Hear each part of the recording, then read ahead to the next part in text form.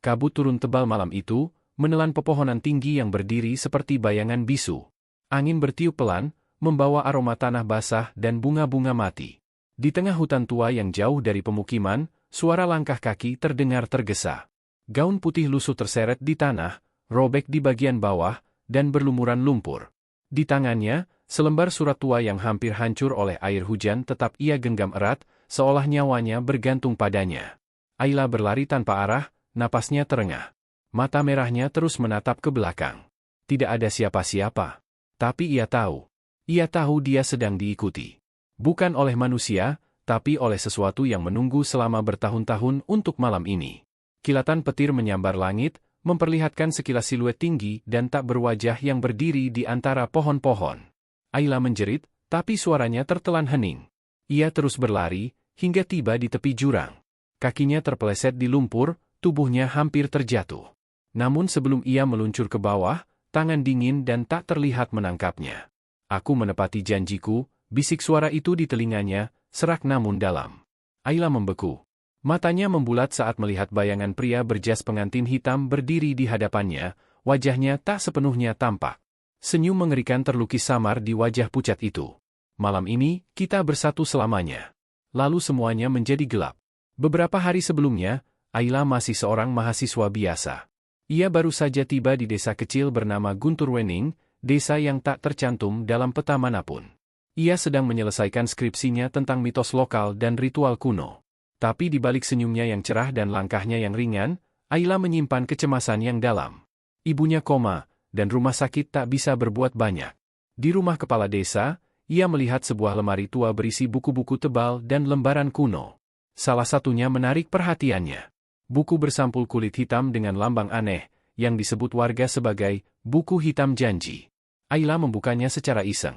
Tertulis di sana, siapapun yang membaca mantra dalam buku itu pada malam bulan baru, bisa memanggil entitas penjaga janji. Harganya? Jiwa atau pengikatan dalam bentuk pernikahan. Ayla mengabaikannya. Ia tak percaya hal-hal seperti itu. Tapi malam itu, setelah menangis di depan ibunya yang tak sadarkan diri, ia membuka kembali buku itu dan membaca mantranya. Ia membaca dalam keadaan putus asa. Ia hanya ingin ibunya bangun. Tak lebih. Keesokan paginya, ibunya membuka mata. Dan malam-malam berikutnya, mimpi buruk pun dimulai. Bayangan pria selalu hadir dalam mimpinya. Ia berdansa dengannya, di aula yang gelap, diiringi alunan musik kuno yang tak pernah didengar manusia. Pria itu memperkenalkan dirinya sebagai KL. Mata hitamnya dalam, suaranya menenangkan namun menyeramkan. Ia mengaku sebagai pengikat janji, utusan dunia bayangan yang hidup dari perjanjian-perjanjian yang dilanggar. Aku tak ingin banyak, ucap KL dalam mimpinya. Hanya kau. Di altar. 3 malam dari sekarang. Ayla terbangun dengan teriakan. Peluh dingin membasahi tubuhnya. Tapi di tangan kanannya, ada bekas cincin hitam yang sebelumnya tidak ada. Dan di luar jendela, di tengah kabut yang belum pernah sepekat itu sebelumnya, berdiri sosok pria tinggi mengenakan jas pengantin. Hari mulai gelap lebih cepat dari biasanya. Langit di atas desa Gunturwening diselimuti awan gelap, seolah malam ingin datang lebih awal. Di dalam kamar penginapan kayu yang hanya diterangi cahaya lampu minyak, Ayla duduk sambil memandangi bekas cincin hitam di jarinya. Ia menggosoknya berkali-kali dengan sabun dan air hangat, namun tanda itu tetap tertinggal, seperti luka bakar yang tidak mau sembuh. Pikirannya kacau. Ia mencoba mengingat kembali malam saat membaca mantra itu. Setiap detilnya kini terasa salah. Bau darah di udara. Bisikan-bisikan samar di telinganya. Dan setelah itu, mimpi-mimpi tentang KL yang mulai terasa lebih nyata dari dunia tempatnya berpijak. Ayla memutuskan untuk mencari jawaban. Ia kembali ke rumah kepala desa, tempat ia pertama kali menemukan buku hitam janji. Tapi saat tiba di sana, rumah itu kosong. Sepi. Tidak ada suara. Buku itu juga telah menghilang. Yang tertinggal hanyalah selembar kertas yang jatuh di lantai, bertuliskan dengan tinta merah. 3 malam dari malam kau membaca mantra, perjanjian akan ditagih. Bila tak hadir, nyawa akan diganti. Tangannya gemetar saat membaca tulisan itu. Suaranya nyaris hilang saat ia berbisik, apa yang sudah kulakukan. Malam kedua datang dengan hujan deras yang menghantam atap penginapan. Ayla terbangun karena suara musik lembut yang bergema dari luar kamar. Nada-nadanya familiar, musik dari dalam mimpinya. Dengan tubuh menggigil, ia membuka jendela. Di halaman, Ia melihat taman kecil yang tak pernah ada sebelumnya. Di tengahnya, altar hitam berdiri, dikelilingi lilin-lilin merah menyala. Dan di sana, KL berdiri. Kali ini ia tak terlihat samar. Ia nyata. Aku tahu kau takut, Ayla, ucapnya tenang. Tapi janji adalah janji. Kau datang kepadaku bukan karena kebetulan. Kau memanggilku. Dan aku datang. Ayla berbalik, menutup jendela dengan paksa. Ia meraih ponselnya, mencoba menelepon siapapun. Tidak ada sinyal. Tidak ada jaringan. Tiba-tiba, seseorang mengetuk pintu kamarnya. Perlahan. Pelan. 1, 2, 3 ketukan. Ayla, suara itu terdengar jelas. Suara lelaki tua. Bukan KL. Dengan ragu, ia membuka pintu. Ternyata Pak Ridwan, penjaga penginapan, berdiri di ambang pintu. Wajahnya pucat. Matanya merah seperti habis menangis. Kau sudah membaca buku itu, ya? Tanyanya dengan suara lirih. Ayla mengangguk perlahan. Pak Ridwan masuk dan menutup pintu cepat-cepat, lalu membisikkan sesuatu yang membuat tubuh Ayla lemas seketika. Buku itu sudah dikutuk selama lebih dari 100 tahun. Setiap orang yang memanggil KL, tidak pernah kembali utuh. Mereka menikah dengan kematian. Kau harus pergi dari sini sebelum malam ketiga tiba. Ayla tak menjawab. Matanya tertuju keluar jendela. Taman dan altar itu sudah tidak ada. Hanya kabut, dan bayangan hitam yang semakin dekat. Hari ketiga. Langit guntur wening gelap seperti terbuat dari jelaga. Burung-burung tidak berkicau. Suara jangkrik hilang. Warga desa menutup jendela mereka sejak sore, seolah tahu sesuatu akan datang malam ini, sesuatu yang tak bisa dilawan dengan doa maupun api. Ayla duduk di lantai kamar, punggungnya bersandar ke dinding, mata mengarah kosong ke langit-langit. Tubuhnya lelah, tapi pikirannya terus melayang. Kata-kata Pak Ridwan masih terngiang. Menikah dengan kematian. Tapi ini bukan sekadar kematian. Ini tentang kehilangan kendali atas hidup, tentang menyerahkan diri pada sesuatu yang tak tergambarkan. Suara bisikan mulai terdengar dari dalam cermin di kamarnya. Suara lembut, penuh bujukan. KL berbicara dari dunia lain. Ayla, kau tak pernah benar-benar sendiri. Aku telah mengamatimu sejak malam pertama. Aku tahu rasa kehilangan itu. Aku tahu perasaan ditinggalkan oleh orang yang paling kita cinta. Cermin bergetar pelan, dan perlahan, permukaannya berubah menjadi seperti air. Ayla mendekat, dan dari dalam cermin, KL muncul sepenuhnya. Kali ini tanpa jas pengantin. Hanya kemeja putih dan mata sedih yang menatapnya dengan luka lama yang dalam.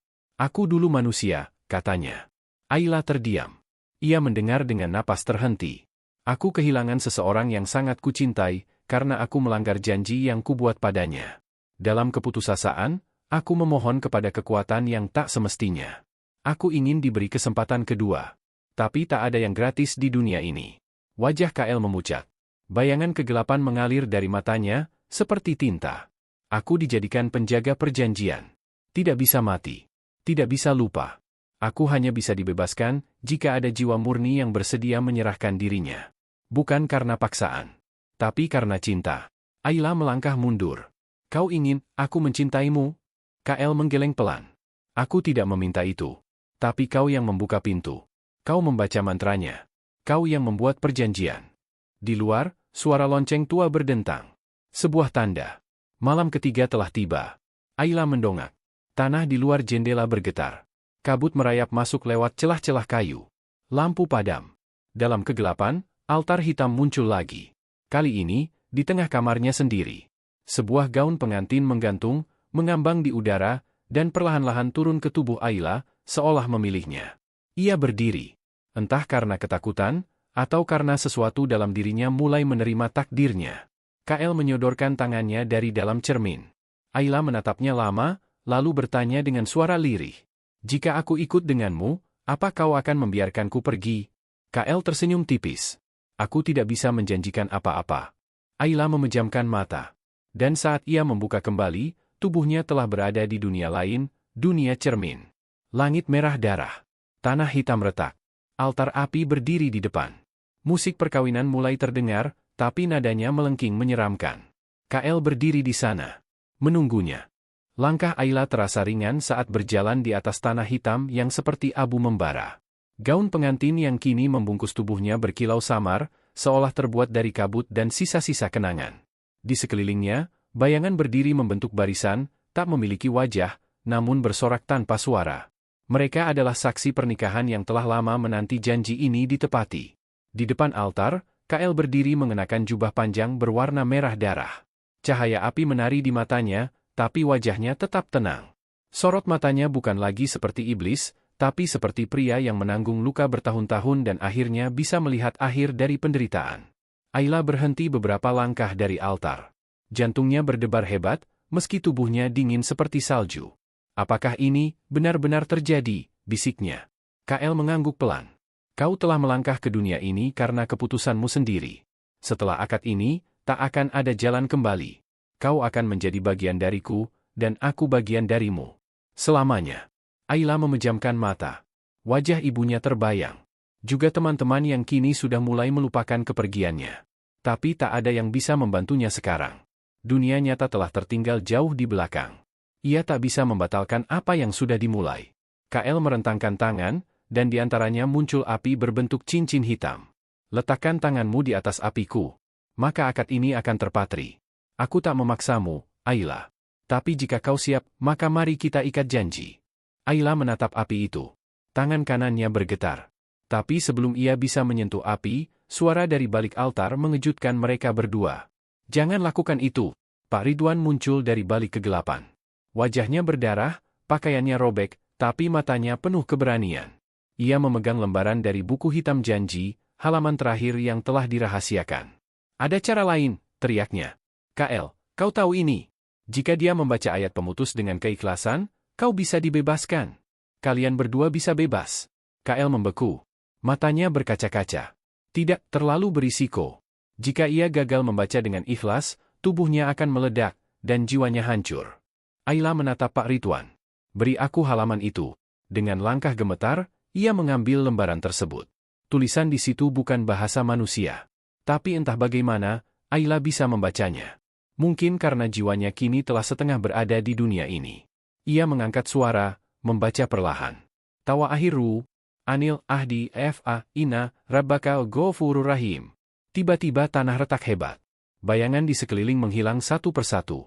Langit mendidih. Api menyambar altar. Kael berteriak, tubuhnya terbakar cahaya. Tapi ia tidak menghindar. Ia tersenyum, menatap Ayla dengan damai. "Terima kasih, kau telah memilih cinta, bukan ketakutan." Tubuh Kael menghilang bersama cahaya. Altar runtuh. Dunia cermin meledak menjadi serpihan cahaya yang menyerap tubuh Ayla sepenuhnya. Lalu semuanya gelap. Ketika Ayla membuka mata, dunia terasa asing namun hangat. Ia berbaring di atas tempat tidur rumah sakit. Aroma antiseptik menyapa hidungnya, dan suara monitor berdetak pelan di sampingnya. Jari-jarinya bergerak pelan, dan ia menyadari bekas cincin hitam itu telah hilang.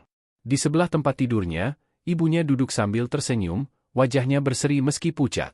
Air mata menetes di pipi wanita itu saat melihat putrinya terjaga. "Kau kembali, Nak. Allah mengabulkan doaku."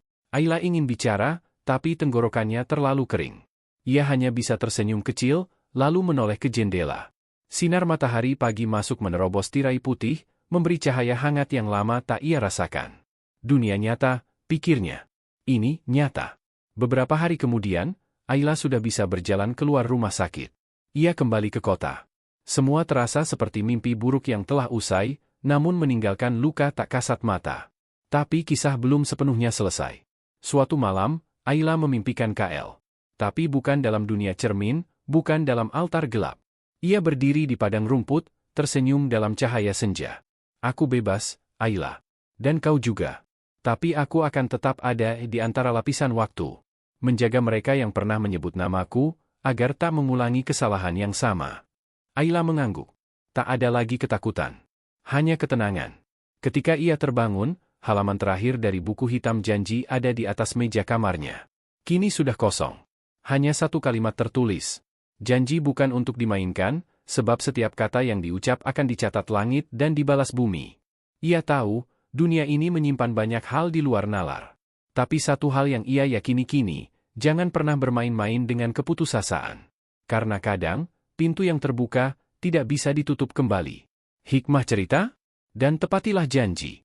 Sesungguhnya janji itu pasti diminta pertanggungjawabannya. Yuran Surat Al-Isra 34. Terima kasih sudah menyimak kisah ini hingga akhir. Jika kamu menikmati ceritanya, jangan lupa untuk like, komentar, dan subscribe agar tidak ketinggalan cerita-cerita menarik selanjutnya. Sampai jumpa di kisah berikutnya.